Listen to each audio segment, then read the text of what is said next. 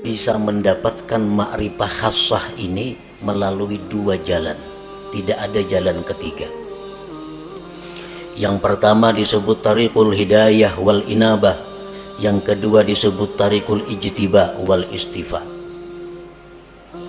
Bermula jalan yang pertama, hidayah dan inabah, itu jalan yang panjang lagi sulit.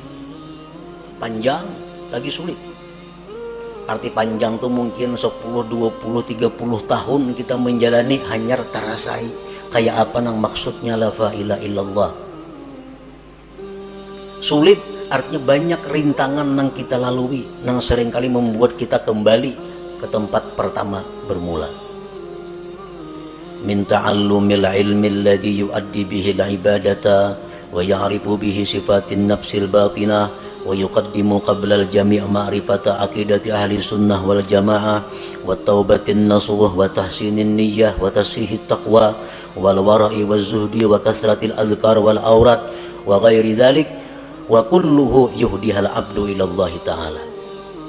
Belajar dahulu ilmu, nang dengan ilmu itu kita bisa beribadah, bisa sembahyang, berwudu sebagainya. Belajar ilmu mengenali sifat-sifat diri yang batin. Apa sifat yang terpuji di batin kita, apa yang tercela.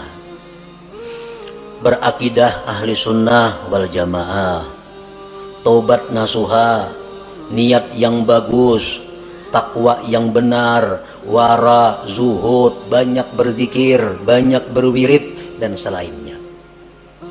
Itu pekerjaan sehari-hari.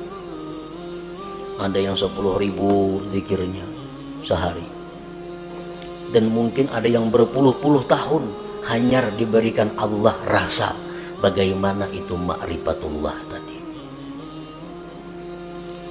Wa ammat tariqus tsani, adapun jalan yang kedua, tariqul ijtiba wal istifa, fayakunul bad'u minallah ilal abdi.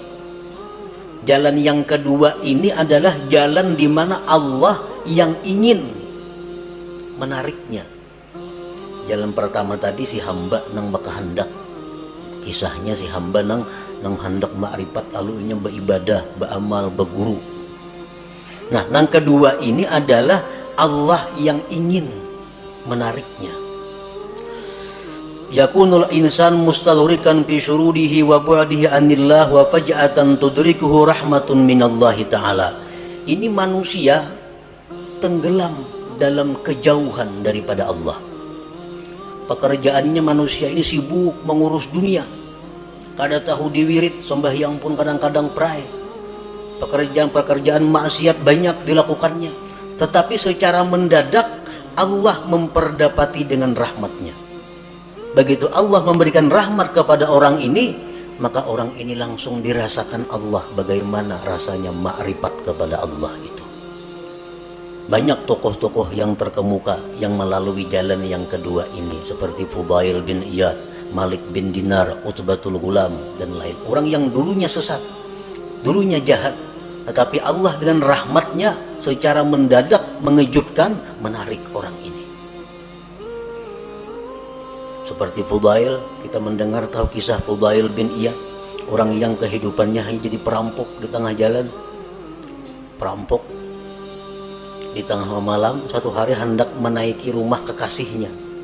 Begitu naik ke rumah kekasihnya, mendengar ada orang mengaji Al-Quran yang ayatnya alam ya'ni lilladzina amanu an takhsha'a qulubuhum li dzikrillah.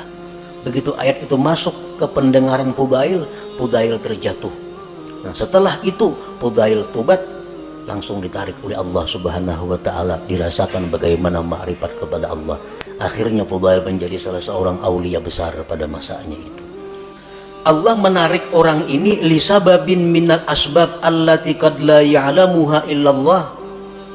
Allah menarik orang ini karena ada sebab yang kadang-kadang sebab itu hanya diketahui oleh Allah.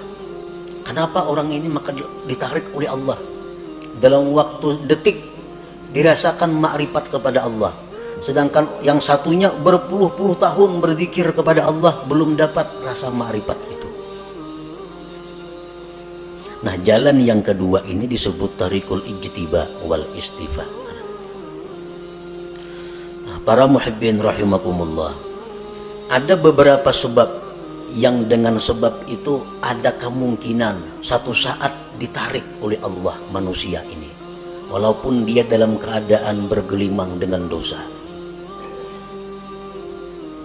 Pertama, dengan sebab ilmu.